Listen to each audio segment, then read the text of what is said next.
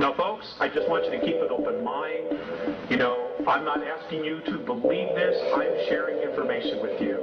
If you choose not to believe it, hey, that's fine. I ask you to exercise your free will.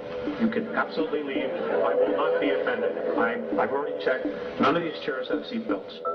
We're literally going to create our own demise because we're buying into belief systems that say we ourselves are not mature enough or grown up enough to take care of our own selves. So we need somebody to come in here and take care of us. And I'm not here to offend anybody, but really think about it. Really think about, you know, what we've done and what our history has been. You know, we've been to this place so many times before, and we still haven't gotten it right. And we're still not going to get it right unless we do it as a race and just cut out all the crap. And right now, we have an opportunity. There is a window of time for us to break free, and we have to wake up, period. I find conditions as they are unacceptable, and I find no threat in social change. And people have to lose confidence in their elected leaders. We have to assume responsibility. If not, I fear the consequences. So what is the matter with us? Why are we so perverse? What is it that drives the inertia of these dominator systems? Shouldn't we consider in every nation major changes in the traditional ways of doing things, a fundamental restructuring of economic, political, social, and religious institutions?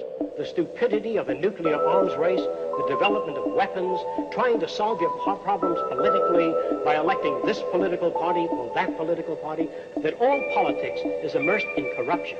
Let me say it again, that all politics is immersed in corruption.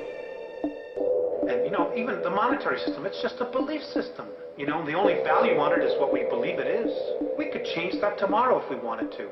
I mean, we're so intelligent, we could create something different. We have the brains, the know-how, the technology, and the feasibility to build an entirely new civilization. And it doesn't make any sense. Why are we so patient when our world, our children's world, the world of all future life on Earth hangs in the balance? I believe our only hope for the future is to adopt a new conception of human ecology, one in which we start to reconstitute our conception of the richness of human capacity. Our education system has mined our minds in the way that we strip mine the earth for a particular commodity, and for the future it won't serve us. We have to rethink the fundamental principles on which we're educating our children. We want to create a real future where our kids will have an opportunity to be whatever they want, to live in an environment that's clean, that's free, where they can have water to drink. And our task is to educate their whole being so they can face this future. By the way, we may not see this future, but they will. And our job is to help them make something of it. As long as we accept a temporary solution, the problem will go unsolved. It'll be solved for you and me right now, but not for our children. There are no Negro problems, or Polish problems, or Jewish problems, or Greek problems, or women's problems. They're human problems. Not an American problem or a Negro problem. And as a human problem or a world problem, we feel that it should be taken out of the jurisdiction of the United States government and the United States courts. And that's it. We need to stand up as a race, exercise our free will, and say, you know what? We don't want to live this way anymore. And this is what has to be done on a societal scale.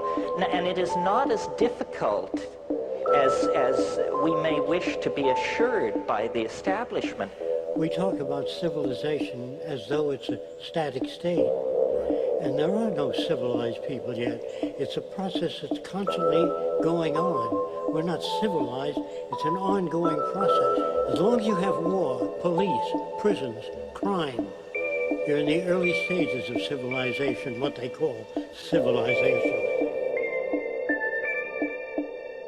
until you realize that you're symbiotically connected to nature, and that nature is an emergent process where you have to change constantly, where you realize that you being dogmatic about any point of knowledge is inherently destructive. Once you realize that, you can begin to see a different world where there's ego and bias, all of these things begin to fade, because there's no such thing as static knowledge or information. So most people don't even understand how easily we're influenced by our environment. Every person that we encounter, every single situation that we're faced with, every little word that's said on television may not seem too influential to our conscious minds, but your unconscious is designed specifically to let every environmental signal influence you without your awareness. And yet here we are, literally creating all this. That's how powerful we are. That's how powerful our minds are. Which is why there's been so much focus on brainwashing, on trying to make us victims, or believe that we're victims.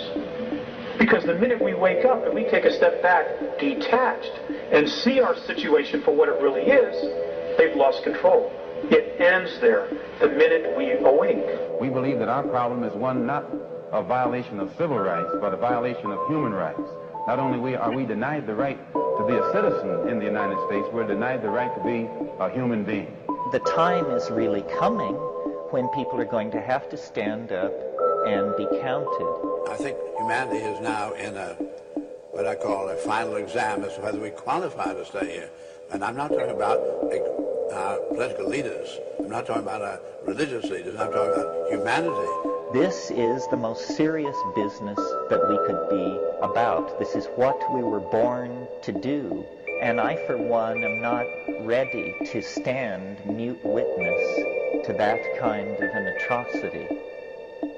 We're going to do this thing just as the automobile phased out the stagecoach, just as television stepped in and phased out the old vaudeville and the old motion pictures, that history and technology is respecters of no society, no individual opinions, but it moves on, and we've got to be prepared to face the future. And so it's possible to figure things out. We can do science, and with it, we can improve our lives. Application of the methods of science, not scientists, the methods of science to the social system.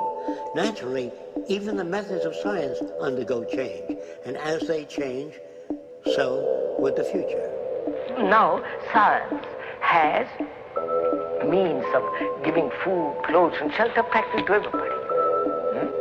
So the point here is tremendously perverse misdirection of resources, a tremendous patience with institutions that have proven that they are either ineffective or actually the enemy.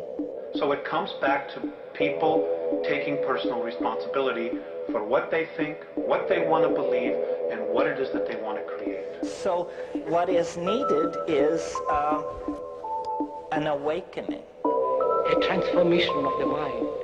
And we are the generations, strange as it may seem when you survey the world today, we are the generations, I passionately believe, who are going to love the world into the paradise it really should be and was always designed to be. Changing the world is not something in the future anymore, or hoping to be better for the kids. It's here and now. A new consciousness is developing which sees the Earth as a single organism and recognizes that an organism at war with itself is doomed. We are one planet.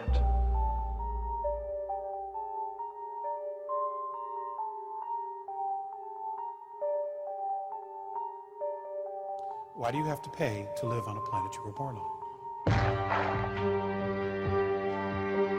Now is the time. Now is definitely the time to make some changes. And I know you guys are.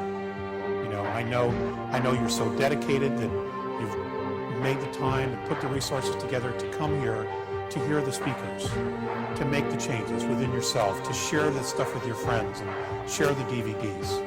I know that. We have an opportunity here to create a new paradigm, a new domain of knowing. It just takes leadership. You're going to be the ones that are going to stand there in your communities and say, look, this is what's been going on. This is what it is, and this is what we have to do. It's no accident that you are who